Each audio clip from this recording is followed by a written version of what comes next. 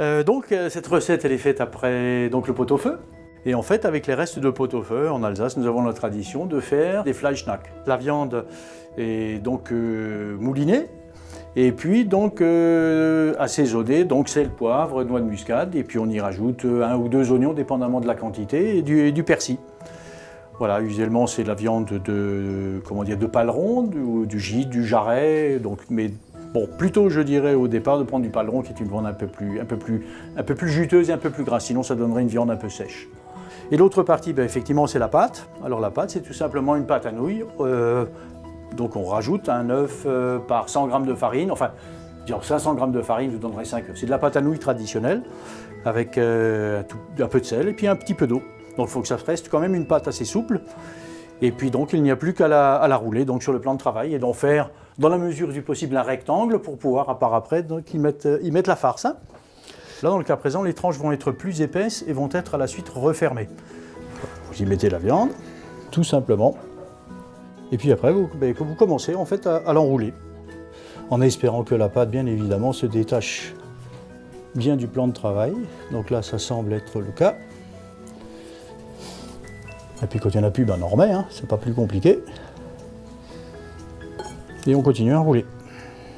Donc la particularité, effectivement, par rapport à la recette habituelle, c'est en fait de refermer les Fleischknack, d'en faire comme des bourses. Je les coupe plutôt dans des tailles de 8 à 10 cm. Et après, donc, il faut le refermer. Alors je passe à l'étape suivante de la préparation. Et donc on va prendre les Fleischknack et les emmener tout simplement à griller légèrement. Un simple filet d'huile dans une poêle hein, pour dorer les Fleischknack. Et puis lors de la cuisson, le principe c'est de pouvoir garder également la forme des Fleischknack le mieux possible pour qu'ils restent en boule. Donc en fait c'est de les retourner. Ouais, donc c'est une opération, ça peut durer quelque chose comme 5-10 minutes, hein, c'est pas très long. Hein. Mais effectivement le dorer sur toutes les faces, parce qu'on verra après pour la cuisson, ça permet de les tenir. Autrement, avec la cuisson, si ce n'est pas suffisamment grillé, ou effectivement, si la pâte n'est pas suffisamment épaisse, bien qu'elle ne doit pas trop l'être, les Fleischknack auront tendance à s'éclater lors de la cuisson. Donc là, ils sont à peu près bien dorés, hein. C'est pas la peine de les noircir, ça n'amènera pas plus. Hein. Voilà, donc ça, c'est une étape, voilà, une des deuxièmes étapes. Voilà, elle est bien grillée, là. Ouais, donc ça c'est bien. Voilà une chose. Alors on va passer à la troisième étape, le lendemain.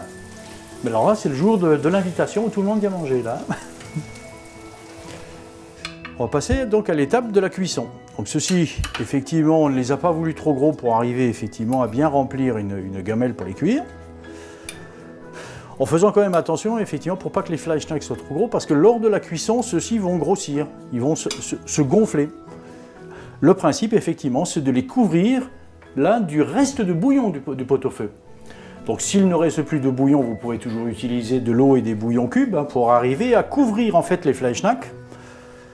Couvrir les Fleischknack, donc lorsque vous avez déposé le bouillon, vous fermez et le principe c'est de les faire cuire tout doucement. Donc c'est une cuisson qui peut durer, 2 à 3 heures. Le principe étant que les Fleischknack sont cuits lorsque la totalité du bouillon a été absorbée par les Fleischknack.